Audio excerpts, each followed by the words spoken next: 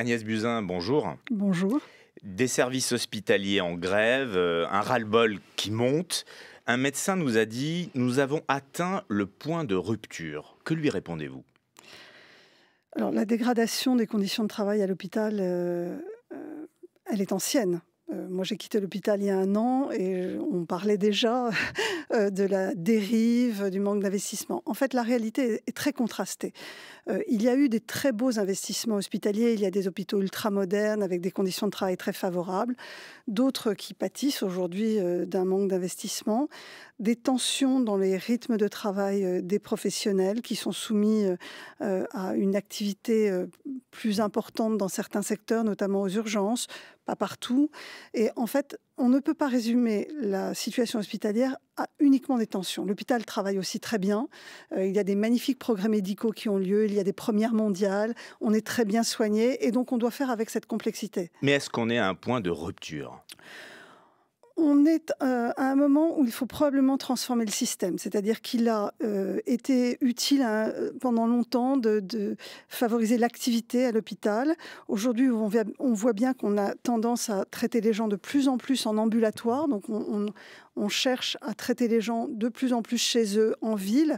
Et donc, il faut transformer l'hôpital pour qu'il s'adapte à cette nouvelle réalité. Et ça veut dire aussi transformer les organisations. Justement, vous dites, nous sommes arrivés au bout d'un système qui nuit à la qualité du service rendu. Mais en quoi le nouveau système que vous proposez est fondamentalement différent du système actuel? Alors en fait, je n'ai pas encore proposé quoi que ce soit, puisque nous travaillons aujourd'hui à la réforme avec une très large consultation. C'est ce qu'on appelle la transformation du système de santé. Vous avez des idées, j'imagine. Bien sûr, et notre idée, c'est que l'hôpital ne peut pas être réformé sans être pensé dans un territoire, dans la globalité du système de santé. Et donc, nous allons transformer l'ensemble du système pour qu'il réponde mieux aux pathologies chroniques, au vieillissement de la population, au fait que les gens doivent être mieux accompagnés dans leur parcours de soins ou de santé. Et on va arrêter de transformer d'un côté l'hôpital et se désintéresser complètement des organisations en ville. Ça n'est pas possible. Donc c'est une transformation sur laquelle nous allons travailler. Aujourd'hui, je n'ai pas encore proposé de réforme. Une transformation dans quel cadre budgétaire? L'emploi, c'est 70% du budget des hôpitaux. Comment peut-on changer de système avec moins d'argent? 1,8 milliard d'économies prévues pour 2018. Alors, en fait, c'est compliqué à expliquer, mais en réalité, nous augmentons le budget de la santé et nous augmentons le budget des hôpitaux. Cette année, nous allons dépenser 4 milliards de plus pour notre santé que l'année dernière.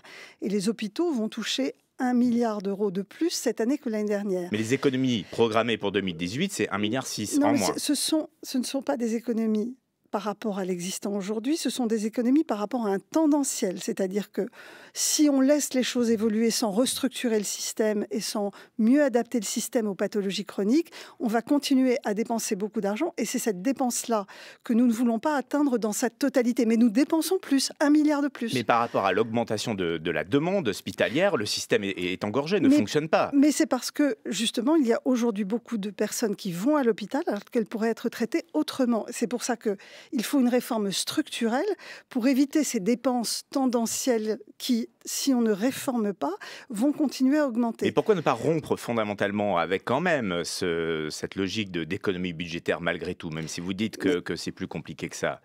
En fait, l'idée n'est pas de faire des économies sur l'hôpital. L'idée, c'est que l'hôpital soit bien rémunéré pour le service médical rendu et la qualité des soins qu'il prodigue. Donc je vais au contraire favoriser qu'on reconnaisse à l'hôpital des qualités particulières, d'accueillir tout le monde, de reconnaître le temps humain passé. Donc je vais transformer le mode de tarification hospitalière pour qu'il ne soit pas basé uniquement sur le fait d'avoir beaucoup de malades et d'en prendre beaucoup, parce qu'un certain nombre de patients, en fait, peuvent être très bien soignés en ville. Ce qui compte, c'est la qualité et plus la quantité de soins et d'actes. Alors, tout le monde est d'accord pour dire que l'une des plaies du système actuel, c'est la tarification à l'activité, avec, pour résumer, des hôpitaux qui se retrouvent en compétition les uns avec les autres. Vous dites que vous voulez baisser cette tarification à 50%, mais pourquoi pas 30 ou 10% si ce système est si mauvais? Il n'est pas mauvais parce qu'il met les gens au travail. Avant, l'hôpital avait une dotation globale. Donc, que les professionnels travaillent beaucoup ou pas du tout, en fait, l'hôpital recevait chaque année la même somme. Donc, il valorise le travail et c'est très bien et c'est utile dans la société.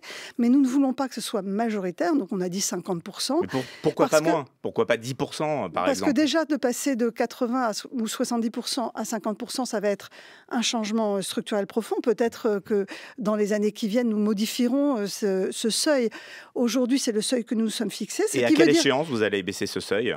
Dans les 2-3 ans qui viennent, il faut que nous y arrivions. Et pourquoi pas maintenant? Pourquoi pas maintenant? Parce qu'il faut trouver sur quoi rémunérer l'hôpital. Ça veut dire qu'il faut qu'on soit capable d'identifier ce qu'est un hôpital qui fonctionne bien, comment on tarifie la qualité des soins. Et ça, c'est pas simple à identifier. Il faut aussi qu'on favorise la coordination et la coopération entre établissements. Donc, il faut qu'on mette en place un nouveau système. Je veux vous rappeler pourquoi, vous me posez la question, pourquoi pas tout de suite.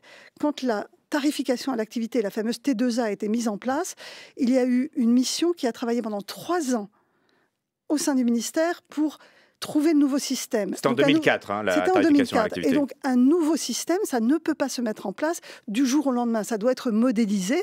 Et aujourd'hui, il n'y a rien dans les tiroirs de mon ministère qui me permette de changer drastiquement le mode de tarification. Donc, nous y travaillons, mais je veux qu'il y ait des changements perceptibles pour les professionnels dès cette année. 9 suicides depuis janvier dernier, de nombreux cas de harcèlement, de la souffrance au travail. Agnès Buzyn, vous êtes médecin hématologue, vous avez travaillé à l'hôpital Necker. Vous dites que vous-même, vous avez été confronté à ce type de situation. Comment ne pas faire le lien entre cette détresse du personnel hospitalier et ce qui se passe en ce moment à l'hôpital? Parce qu'en fait, ça n'a pas de lien. La réalité, c'est que le harcèlement à l'hôpital existe depuis de très nombreuses années. Et souvent, il n'est pas lié à la contrainte budgétaire. Il peut être lié à des dysfonctionnements d'équipe. Le monde hospitalier est très fermé. Il y a très peu de mobilité des professionnels. Donc, c'est un vase clos, c'est un huis clos. Mais ce n'est pas un déni de réalité, ce que vous dites? Ça a quand même un lien avec ce qui se passe sur le terrain. Moi, j'ai vécu le harcèlement professionnel à l'hôpital Necker pendant des années. Ça n'avait rien à voir avec les tensions de l'hôpital. C'était un problème entre médecins et c'est la majorité des cas. Après, il y a des tensions. C'est autre chose. Il y a des tensions sur les professionnels, mais ce n'est pas du harcèlement. Aujourd'hui, il n'y a pas de harcèlement de l'administration hospitalière sur les professionnels. Ça n'est pas vrai. Le harcèlement moral que subissent un certain nombre de professionnels et dont on parle, ou les suicides, ça peut être souvent des dysfonctionnements d'équipe. Et d'ailleurs, nous avons nommé un médiateur pour travailler à ces problèmes de relations humaines. Et dans ma réforme, je travaille sur les ressources humaines, parce que les ressources humaines à l'hôpital sont très mal organisées. Il n'y a pas, comme dans le secteur privé, un management humain où on fait des rendez-vous d'évaluation, où on envoie les gens en formation. C'est beaucoup plus erratique et donc nous devons améliorer la gestion des ressources humaines hospitalières. Vous parlez du management humain. Justement, ce management hospitalier, de nombreux intervenants le disent, ce management hospitalier, il met la pression sur le personnel. Non, je refuse. Enfin, je pense qu'il faut arrêter de stigmatiser le management ou la tarification ou les professionnels. Ce n'est pas de la stigmatisation. Les premières victimes de ça, ce sont les personnels hospitaliers qui travaillent sur le terrain. Mais aujourd'hui, les directeurs d'hôpitaux sont aussi en difficulté. On leur demande beaucoup. Mais eux-mêmes subissent ce management. Quand on parle du management, c'est aussi les directeurs hospitaliers qui sont dans cette logique de lean management, de faire plus avec moins de moyens. C'est là où je dis que le système est arrivé à son terme. C'est-à-dire qu'on a construit un système où tout le monde est sous tension, en fait, parce qu'il faut plus d'activités pour rendre l'hôpital rentable. Et donc, moi, je veux qu'on change de paradigme. Un hôpital n'est pas là pour être rentable, il est là pour rendre un service médical à la population. On va changer de logiciel et je pense que tout le monde va être plus confortable.